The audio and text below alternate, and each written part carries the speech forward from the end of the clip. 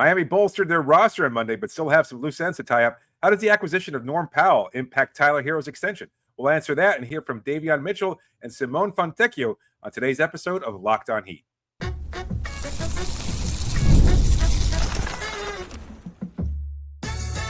You are Locked On Heat, your daily Miami Heat podcast, part of the Locked On Podcast Network, your team every day. All right, welcome to Locked On Heat, your daily podcast on the Miami Heat, whether you're tuning in on YouTube or on your favorite podcast app. Thanks for making Locked On Heat your first listen every day. I'm Wes Goldberg here with David Ramil. Both of us are credentialed Heat media members who cover this team every day. For daily Heat content, click that subscribe button on YouTube. Make sure you are following us on your podcast app. Have a great show for you today. We're going to be talking about some loose ends now that the Norman Powell trade is done. We'll talk about the latest on Jonathan Kuminga. We're going to hear from Davion Mitchell and Simone Fontecchio for the first time. But first, let's start with Tyler Herro. Herro eligible to sign a 3-year, $150 million extension in October. And after the Norman Powell trade, Heat fans seem to be stirred up a little bit talking about this thing online, at least. You've got Bill Simmons and Ryan Russillo talking earlier this week about how they wouldn't go over $40 million a year for Herro. I don't know if it was specifically that kind of got Heat Twitter in a frenzy here. They're yelling at each other again this week about why we can't pay Herro $50 million a year, etc. First of all, so I did think that it at least deserved a comment. We haven't talked about this in a while, and things have changed a little bit here. I think, first of all, everything is a little overstated. We're talking about an extension that wouldn't kick in until 3 years from now. Yeah. And the front office still has to plan for it, and they still have to figure it out. But frankly, I don't know why this has been a big deal this week. I really don't. Maybe it's just, okay, Norman Powell trade done. How does Norman Powell fit with Tyler Herro? Speaking of Tyler Herro, what's going on with this extension? Again, that the window opens in October for this. So in terms of pending business, this isn't like at the top of the checklist for Miami's front office right now, but I suppose it's something that they might want to consider. That said, Pat Riley has already said, yeah, we're probably going to talk about this next summer. Tyler Herro has already said, yep, if they want to do it this summer, cool. If not, he kind of insinuated, pretty much did insinuate that he'd be cool just waiting until next summer to do it too. Frankly, I don't understand why this is such a hot topic right now. What about you?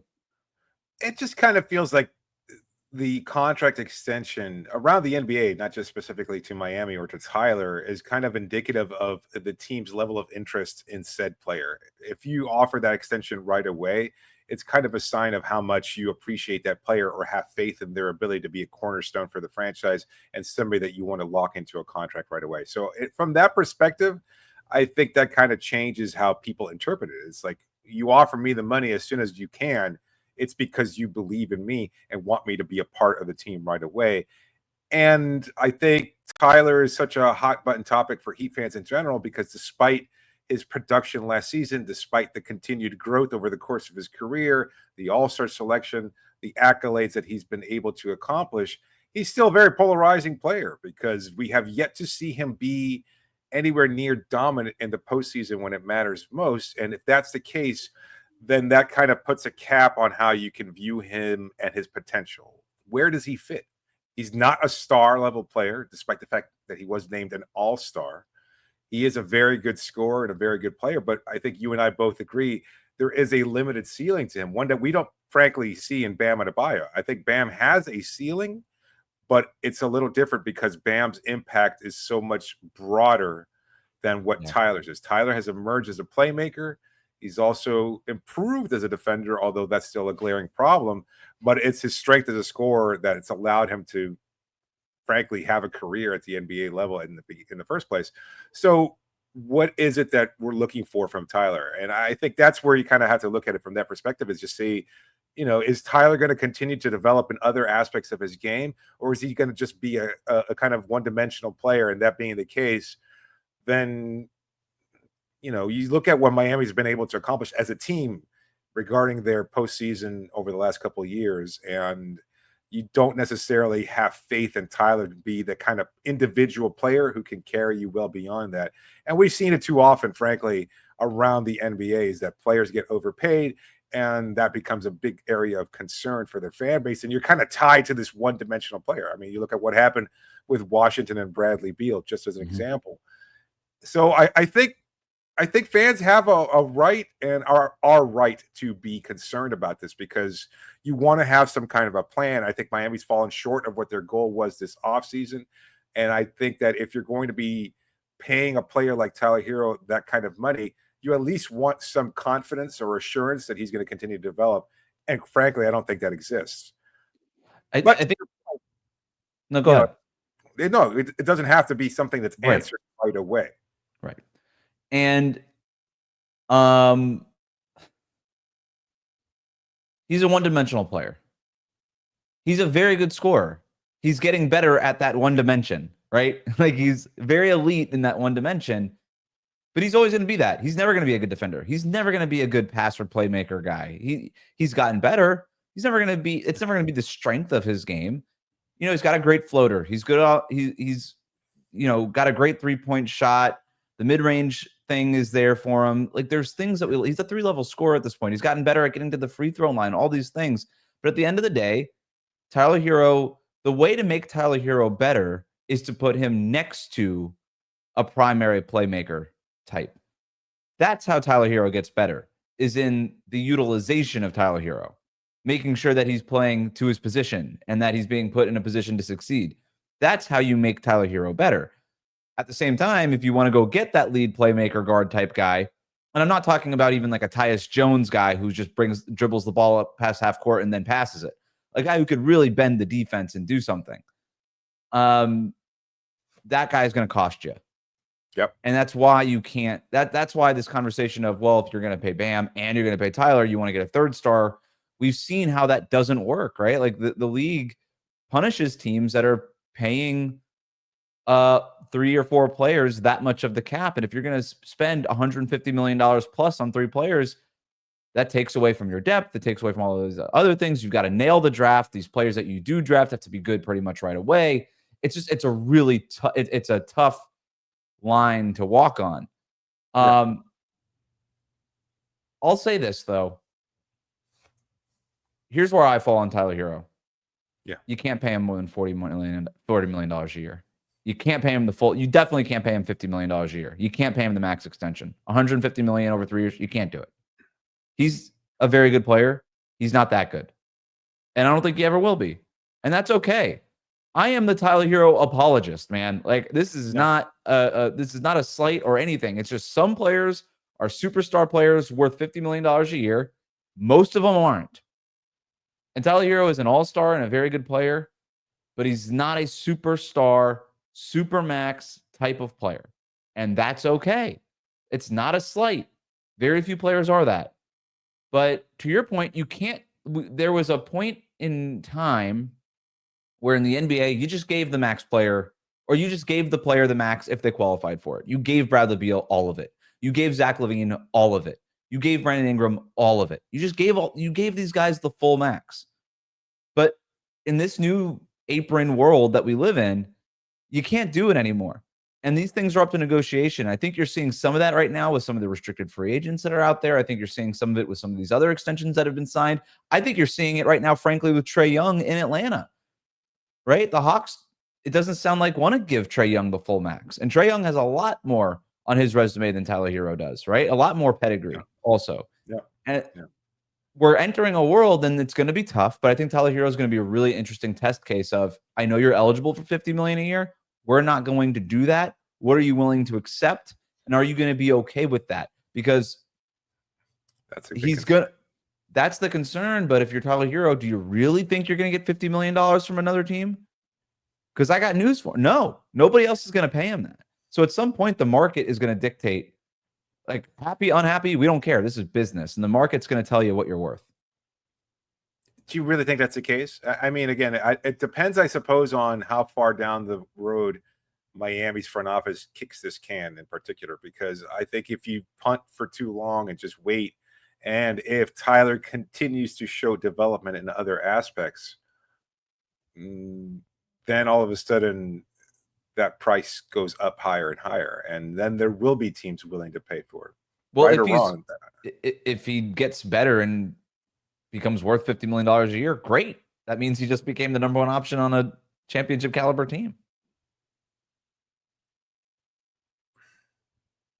Yeah, I don't know. My feeling is that, and look, this is how players react. Is it's a tough pill to swallow, and I don't know that Tyler strikes me necessarily as the kind of guy who wants to hear from Pat Riley in the front office, "We don't think you're good enough to pay." And Well, that would I be know a this very might, poor choice of words if that's how they approached it. But if they said, "Hey, you're making $25 million a year right now.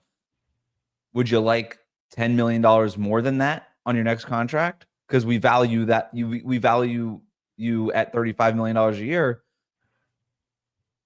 Like I get, but to your point, like you could also end up in a Miles Turner situation where he leaves Indiana because he felt slighted for $3 million more a year from Milwaukee, which doesn't feel like, for $3 million, really going to uproot everything and leave a team that was just in the NBA Finals to join whatever it is that the Bucks are doing. And he yes, like, yeah, I'll because go be locked on Bucks right away if they offer me $3 million. Sorry, I mean, yeah. well, it's between 22 and $25 million. I mean, for these NBA players, it's a little bit different, but Yes.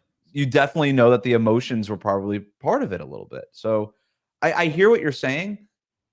I'll just be I'm not saying that that shouldn't be a concern. I'm just saying like things are going to change in the NBA, and Tyler Herro is going to be one of the first test cases because teams aren't. Tyler Herro is exactly the kind of player that you just gave the money to and you figured it out later under the previous salary cap system. And in this salary cap system, you just can't do that. And that's why you're seeing guys like Bradley Beal get bought out. That's an interesting point then, because then when you're that test subject, the eyes of the NBA are on you, and not just from a front office perspective, like they can't balk, but think about Tyler representing the other 449 NBA players in the league and being that one guy Yeah. who says, "Yeah, I'm okay taking less because I like being here in Miami. There's a team that's drafted me, and I don't mind doing it." It almost feels like they're putting him in a position where he has to be the guy that says, "No, no, I'm going to get that money one way or the other, and you're going to have to trade me to a team in order to do so." So Feels I like just, Trae Young might be more of that because he is. I mean, his recognition, like his name, like that guy feel like you poll the casual NBA fan, they would be Trae Young, superstar player. What is he, a top 10 guy oh in the yeah, NBA? Like I feel like most casual fans think that of Trae Young. that jersey sells. I know that much, but Mhm. Tyler's not that guy. So that's why Right. Tyler is more of the, I'd say, second, maybe even third tier Sure. in terms of like NBA fandom and stardom. And that being the case, again, he has to be able to be the kind of player that says, "No, I kind of demand that sort of money because I think that's what we're worth." And that's I don't blame him for it either. Like I know players, or I'm sorry, fans don't want to hear that, but again, there are 450 NBA players in the world, and we're talking about eking out a few extra pennies from billionaires that own these teams. And I know that there's constraints at the salary cap, and I don't want to rail against the financial structure of players getting paid what they get. Mhm. And yet, I can't blame Tyler for saying, screw that. I'm an NBA all-star. I've gotten better every year that I've been with this team, whether you like what I do in the playoffs or not. Go after yourself, pay me my money. And that being the case, he might just force a way out of Miami. And I know a lot of fans might say, good, go trade him. But that's not how that Maybe, works but either. maybe it is. Like if Tyler Hero can find a team to pay him that money at $50 million a year, Yeah, more power to you. My point is, I don't know that any of the 30 NBA teams are going to pay Tyler Hero $50 million a year. maybe not. And that's why I think that the market ultimately, and this is why I think the Heat are willing to wait. And I think Tyler Hero is also willing to wait because he says, like, look, the playoffs, I wasn't good. And I kind of want another chance to bet on myself and maybe prove to you that I am worth that kind of money. But we've gone long enough on this subject. We'll see what happens again. Eligible in October, but I don't anticipate anything happening, but things can change. Meanwhile, we're talking about markets. The market has spoken on Jonathan Kuminga, and yesterday's price is not today's price. Today's episode is brought to you by Monarch Money. You ever wish managing your money felt easier? With Monarch Money, it can. Whether you're growing your savings or planning a big purchase, Monarch puts you in the driver's seat. It's like having your own personal CFO, giving you full visibility and control over your finances. Monarch Money is more than just a budgeting app. It's a complete financial command center. You can track all of your accounts investments, and spending in one place. So in addition to managing money, you're also building wealth. Once I started using Monarch Money, I saw just how much I could save by cutting out a few monthly expenses, not only just cutting out the occasional meal out of the house or anything like that. And I'm not even talking about dinners or anything like that, just the occasional meal that you just don't feel like cooking, maybe you just don't feel like getting dinner. It all adds up, and you wind up seeing that total at the end of the month. And you go, wow, really? And that's where it kind of drives the point home that maybe you just need a little bit more guidance than you're used to. And that's where Monarch Money comes in to help you manage your money and start building something positive. So take control of your finances with Monarch Money. Use code LOCKEDONNBA at monarchmoney.com and you get 50% off your first year. That's monarchmoney.com, code LOCKEDONNBA for half off your first year. We'll be right back. Let's talk about Jonathan Kuminga as we tie up some of these loose ends. Latest reporting is that there isn't much of a market right now for Kuminga. Now, obviously, that can change at any moment. The teams that have been reportedly interested in Kuminga, the Kings, the Bulls, the Wizards, the Heat, no traction on a deal for Kuminga. He's still a restricted free agent with the Golden State Warriors. I don't think that Kuminga wants to go back to Golden State. Him and his camp have been doing a lot of, oh, Miami's really interested in me kind of thing right now. And by the way, I don't think Golden State wants to part with Kuminga for what they might view as a below market return. So both Kuminga and the Warriors are in a little bit of a stalemate right now. I think it's a really tough market for restricted free agents. When you look at Kuminga, Josh Giddey, there's just no money out there. And what restricted free agents need is money out there. They need other teams to come in and offer them a big offer sheet and force their, the incumbent team to match and all that. But, the Brooklyn Nets use their cap space on Michael Porter Jr. and Terrence Mann, and that was the only team with real cap space. So yeah, it's a tough market right now for restricted free agents, and I think that's why you kind of see things at a standstill a little bit in terms of the Kuminga stuff and where the Heat stand on that too right now. How do you think the Powell acquisition changes your perspective about Kuminga? Because I know there was some, maybe a mild interest, or at least that's what had been reported just as recently as a week ago by several Bay Area reporters, and now it doesn't seem like there's as much of a need. Like on the surface, Kuminga fits if you're looking at a full investment into that youth movement that we talked about in recent episodes, but I would say that Powell might be the better player in terms of what he could provide from a three-point shooting aspect to help unlock the offense. And I think he's clearly a better player right now. Yep. But Kuminga has potential versus production in Powell. And I think that it kind of signifies Miami's approach or change in approach to this season and the future. So I think the Norm Powell thing impacts where Miami is at just in terms of a financial thing, right? Sure. I don't know how motivated they ever really were to try to go get Jonathan Kuminga. I thought they were interested. I think they did do their due diligence. My sense was never that they needed to get Jonathan Kuminga. I think they were interested in perhaps stealing Jonathan Kuminga the way they stole Norm Powell. It's, hey, the restricted free agent market is what it is. If we can kind of get this guy for a below market deal, and it'll probably cost us something, but we'd be willing to do that and take a flyer on him. But now that you're $1.3 million over the luxury tax, would you go out and pay Jonathan Kuminga $25, $30 million a year and then go into the tax for him? Yeah.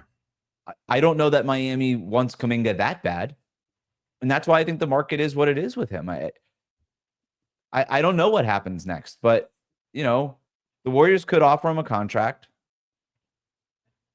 Would he have more or less value if he were to sign a new contract with Golden State? That's about, let's call it, I don't know. Let's call it $30 million a year. I'm using that because that's what Jalen Green, who was in the same draft class, signed as an extension last summer. So let's just call it $30 million a year-ish. Would he have more or less value on a contract like that, do you think? I think less. Right? Yeah, I think so. I just, again, we were just talking about Herro. And so you have a lot of these test cases around the league, and Kuminga is an interesting one because here's a player who's believes in himself and thinks he's worth a lot more, and yet the market's kind of saying, not really. Mm-hmm. And so that's a bitter pill for him to swallow. And I think that tenure in Golden State is probably at its end, and you're going to have to accept the reality that the rest of the league is dictating towards you. So it's an interesting case there. And would you give up Wiggins for Kuminga? Because we floated the sign and trade, Wiggins for Kuminga thing out there. I'm at the point now, if I'm the Heat, I don't know that I'm even doing that. No, I like don't that think feels so like you're gifting Golden State something at that point. Yeah, I think with the acquisition of Powell, Wiggins is a better fit just because of his versatility and certainly his strength as a defender. Yeah. Kuminga's, I mean, what you're banking on is that he evolves as a scorer, a more complete and consistent scorer, and he might not ever reach that. But that's the goal if you acquire him, is saying, you know what, we're going to see if maybe within 2 to 3 years we've got a potential all-star, maybe even a star in our hands. But if propose another one for you, you're not sure. It would have to take 3 teams. And that's the other part about this Kuminga stuff. As a restricted free agent, there's the base salary thing that makes the trade very complicated. You have to involve multiple teams either way, pretty much, if they were going to do a sign and trade, which is what this would be, because they don't have any cap space. Going out, it would be Terry Rozier, probably to a third team, and Jaime Jaquez Jr. And you get Kuminga. But then you have to pay Kuminga. And let's call it $25 million a year. And that keeps you under the luxury tax. I think, again, base salary stuff, very confusing. But let's call it $25 to $30 million a year. You're on the hook for Kuminga for 3 to 4 years. You're giving up Rozier's expiring. You're giving up Jaime Jaquez Jr., who goes, I guess, to Golden State in this hypothetical scenario. And now you're paying Kuminga. Yeah, I don't know. Right? I wouldn't necessarily do that either. Not just because of what Miami is giving up. Certainly, I think moving up Rozier seems like a priority. And I know people out there want not just pennies, but they'll take a half penny on the dollar just to return or just get rid of Terry. But I think that Kuminga, if you acquire him, in order for him to reach his potential, and I think this is part of the problem with Golden State, is that he has to be given the ball and the leeway to do so, the playing time and opportunity. And he's not going to get that if you acquire him. And with that kind of version of the roster, you're going to keep Wiggins.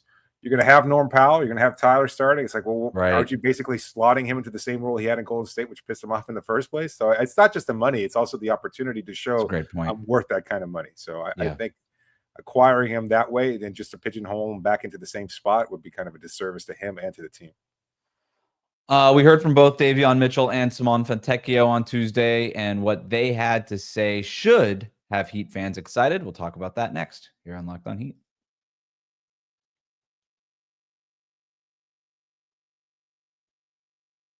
Back here with Locked On Heat. Thanks for making us your first listen every day. Best way to support the show, like and subscribe on YouTube. Follow us on your favorite podcast app. Let's talk about Davion Mitchell. He spoke to the media for the first time since re-signing with the Heat at the Junior Heat basketball camp on Tuesday. I want to play you this sound from his session. I'm just excited to be back here with this group of guys, with this coaching staff, with this organization, man. It's completely different from the place I've been in, and they really take winning seriously here, and I respect that, so I'm excited to be here. Coach Spo is, I think, one of the greatest coaches of all time, so just learning from him, just asking questions from him. You won't get any better answer from anybody else, I think, and just my teammates. My teammates wanted me here. They embraced me here. They wanted me to be myself, and if I could be somewhere and be myself, I know I can be the best player I can be. I love everything about it, David. I love the fact that, the guy got drafted to Sacramento, was playing in Toronto, and he was okay in Toronto, and then he was even better in Miami. But clearly he valued being in Miami, clearly valued the time that he had there, was a big part of their run through the play-in tournament and into the playoffs to make it that far. He just wanted to stay here. And that's all you could really ask for, is a guy who just feels like, you know what? It was a rough I was in the wilderness for a little bit, and I just found home. And I think that's why you saw a deal get done so quickly between Davion Mitchell and the Heat, because I think the feelings were mutual there. Last season was in many ways a bleak one, and yet I think one of the best episodes that we had, and one of my favorites certainly to record, was our interview with Davion, just because it was such a revealing one in terms of his perspective, because it's so easy to kind of overlook these role players around the league. And you know, I've always had a soft spot for the role players, but these guys kind of just get put into a certain position and they're just kind of overshadowed by the superstar player. And that's fine. I get why fans do that, but there's a journey here, a process. And you've talked about it a number of times, the second draft players where they just need a new opportunity, a change of scenery to find a way to blossom. And you were in on it from the very beginning when Mitchell's acquisition. You thought he would thrive here. And I think that was some great foresight there, because he just seemed like the Heat type player. Mm-hmm. And he did. He thrived. And I said it too. I remember saying that this is a guy that Heat fans are going to love, that they never really got an opportunity to see him in Sacramento. They sure as hell didn't have a chance to see him with this kind of version of the Raptors team. So you didn't really know what you were getting. And yet it was a great player, perfect fit. And to see his appreciation for this franchise, it's kind of like he was a Heat lifer from day one. And it just feels like the right kind of move to be able to sign him to a long-term deal, because he was so appreciative of Spo. Even in our conversation with him, he was so grateful to play alongside a defensive player like Bam Adebayo. I'll never forget him saying one of the underrated defenders on this team, Pelle Larsson, a guy who I think a lot of fans, even Heat fans, overlooked to a certain degree. But I mean, there was just already an appreciation for his new team and his role on it. And I think he's just going to continue to thrive, to be honest with you. So I would not be surprised if he has an even better season next year than he did over the last few months with his stint in Miami. I would bet on it, right? I don't know that he's going to shoot 40, 45%, whatever he shot from three, but I think overall he'll be even better. Just a whole lot of FU attitude in that backcourt now between Davion Mitchell, Norman Powell, and Tyler Herro. That's just a lot big of chips. FU oozing. Big chips on those shoulders, right? I mean, they got a lot. The big chip backcourt. I like that. Big chips. I like. Simone Fontecchio, meanwhile, he spoke to the local media for the first time since the trade. He talked about why he thinks that he's going to be a fit here. And David, I'm liking what I'm hearing so far. I always look at this franchise, the Heat, with sort of a like admiration, the way they let like young guys develop, the way they develop young guys, and they played over the years multiple like undrafted guys and make them like big players, and I always kind of love that. And I think I'm kind of the same player, because I wasn't drafted. I came to the league kind of late. So I think I can fit right into the team, right into the culture. Everything I earned in my life, in my career, I had to, as I said, I had to earn it, and nobody ever like gave me anything, And I always admired the Heat culture, their work ethic, and I think I can fit right into that. A lot of buzzwords there, David. Love that. I don't know if they're giving guys like a brochure and like talking points highlighted, because I mean, that is just like a PR dream. Like, so many fans have questioned, oh, they burned bridges with Jimmy Butler. You think the rest of the league isn't watching that? And then you see here a guy like Fontecchio, again, an overlooked role player around the league, but the reputation is strong. I love it. I love hearing all of the buzzwords, because people are paying attention and they appreciate it. Maybe it's a very specific thing, but what has Spo told us a million times? We're not for everybody, and we're okay with that. There's a guy like Fontecchio, and they're watching from afar in Utah or in Detroit and going, you know what? I love that Heat culture. I love the way they play. I love the intensity, the culture, all the different buzzwords. I'm ecstatic. All of a sudden, I'm like a buyer in Fontecchio's impact here. And I know it seems unlikely, but you know what? Well, let's do it. Because again, for a player to recognize, look, I have had to work just to get to this point. And I know that seems redundant, because every player has to work to get to that point, but some have to work a little harder, and that's okay to admit. And he understands that. He will be rewarded for that here in Miami, unlike other places where you have to reward different players. It don't matter where you are, whether you were drafted or whether you were a lottery picker. No. You work harder than that guy, and you're going to earn more minutes, and you're going to get more opportunity. You're going to get paid, and that's how it is. What did UD always tell us is that, you know what? He helps those guys down the roster understand that there's always an opportunity, but it's based on you and your work ethic and what you're willing to put into it. And that's a guy like Fontecchio seems like he understands that from day one. Two other things that I liked from his media session. He says that he watched a lot of Duncan Robinson over the last few years, says that their skill sets are very similar. mentioned specifically like the way that Duncan got into his shots, created his shots off of the dribble handoffs, off the screens, the movement shooting, all that stuff. And, you know, you watch Fontecchio and that comes through. They are kind of similar in that way. And then he was asked a little bit about defensively what he could bring to the table. And it was kind of insinuated like, hey, you're not known for your defense. Is that something that you're going to work on? And he kind of pushed back in a nice way, in a very polite, hey, just first time meeting the media here kind of way. But he was like, look, second year in Utah, I was guarding the best player on the other team every night. So now I'm not going to sit here and tell you Fontecchio is an awesome defender. That did not come through during his this last season with Detroit. But I like the fact that he's got some he put some pride in it, and oftentimes that's all you can ask. And what do we always say? Every player who comes from Miami, you immediately get 10% better defensively the minute you walk the door, just because Eric Spoelstra is going to figure out a way to utilize you a little bit. So I like the addition. I liked that at the time. He was one of my favorite sort of like random trade deadline guys last February. I thought he could go to another team and really help a guy. And between Fontecchio and Powell, I do think that Miami got a couple of, in Powell certainly, and in Fontecchio potentially, rotation guys that they added to the roster.